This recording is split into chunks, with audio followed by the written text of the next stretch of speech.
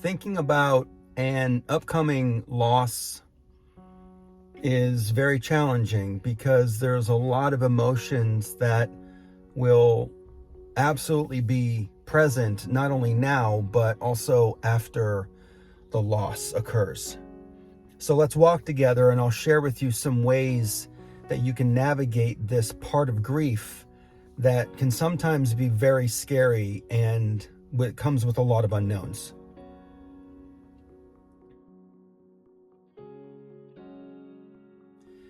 Hey friend, welcome back to Grief Questions Answered. I'm Eric, and it's my goal with these videos to share everything I've learned about how to survive, find support in the loneliness of grief, and how to intentionally get back up and live beyond the loss of a loved one.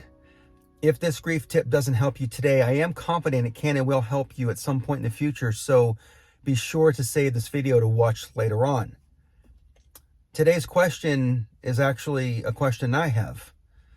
And it is, how do you navigate anticipatory grief? About 5 years ago, I was living in Maine, and I noticed that my dog Bean was struggling. She was lethargic. She wasn't really her normal self in that she really wasn't, there was no appetite.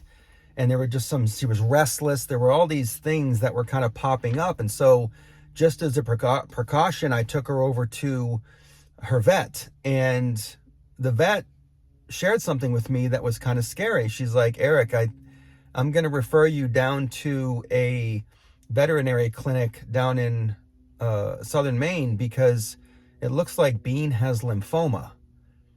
And I'm like, oh my gosh, like that's not a cough. That's pretty serious.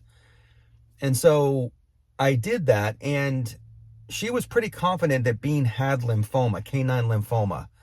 And when she told me that her lifespan was anywhere from 9 months to 18 months, that just rocked me because Bean was only 9 years old at the time.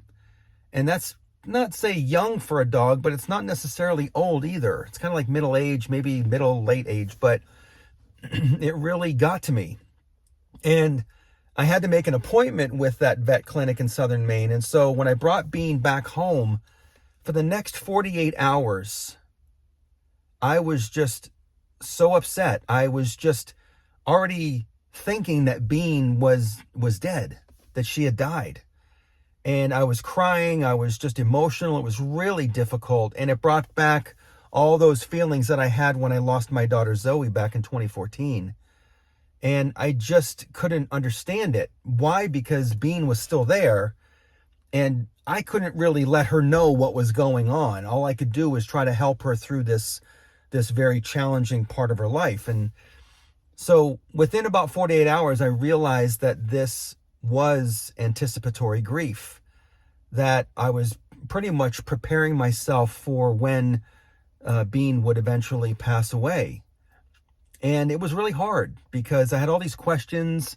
I wanted to stop the clock from moving forward. I wanted to do whatever I could to give her a quality of life and for her to be as healthy as possible for as long as possible. And so I did opt in to treat her for the canine lymphoma. And I'm grateful because that gave me additional 30 months with her. And that's unheard of, I think of from a canine lymphoma perspective, because normally it's 18 months and then you're dealing with it. But Bean was a fighter and she was around for 30 more months. So I was very grateful for that. And the reason I'm sharing that with you is that just the other day, I learned that my mom, who just turned 82 on Wednesday, found out that she has stage 4 ovarian cancer. And all those emotions came back about the anticipatory grief.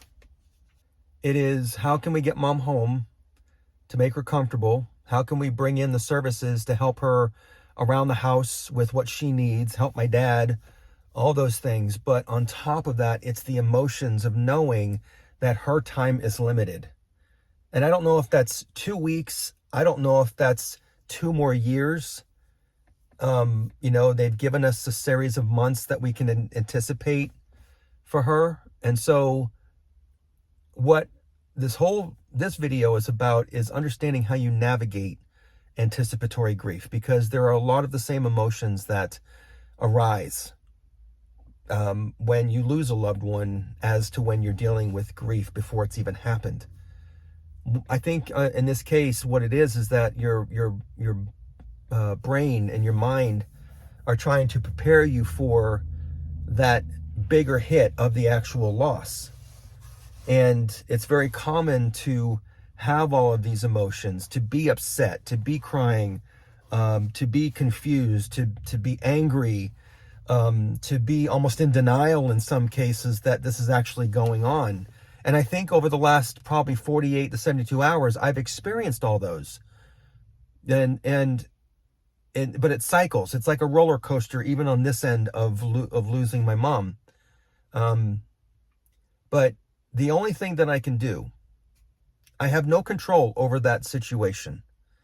Given her age, some mental decline, and just other factors, the doctors are even saying we don't recommend doing any type of treatment right now. Just make her comfortable for as long as possible until she needs advanced care. And so that's what we've been focusing on. My father, my sister, and I, we've been focusing on helping get that part started so that when my mom does come home, she can actually return to a routine. And I think she will for a while. And then when we need to step up into some greater, care, we can do that. All the while, I'm going to have to, and my family, we're going to have to navigate these changes, this decline in my mom's health. And with that is going to come with challenges. And so we don't know what to anticipate with this, but that's why they call it anticipatory grief, because you know an end date is coming and you don't know when it is. But I am grateful that I have some time left. Again, if it's 2 weeks, I'm grateful. If it's 2 more years, I'm grateful. If it's 5 months, I'm grateful. And so this is the time when it's okay for you to continue to express your emotions and figure out what you're feeling, and not try to push those things down, because it's only going to come back stronger if you do that. And so, yes, I've had many moments when I've just been in my house being like, oh my, what the hell? And I've broken down crying, because it's real. It's happening. And so it's okay for you to navigate this as best possible. But here's my guidance on this one. Take it day by day. Give yourself some room and permission to look at the reality of the situation, but also how you are responding to this grief right now, and give yourself permission to feel what you need to feel. There's no, again, even with grief, there's no one right way to navigate this except for the way that works for you. And that's something that is sometimes not easy, no matter what. But I hope this resonates with you. If it does, if you're in that place of anticipatory grief, reach out, comment below in the video. And do you have any questions for me, related to grief? If so, post those questions in the comments below.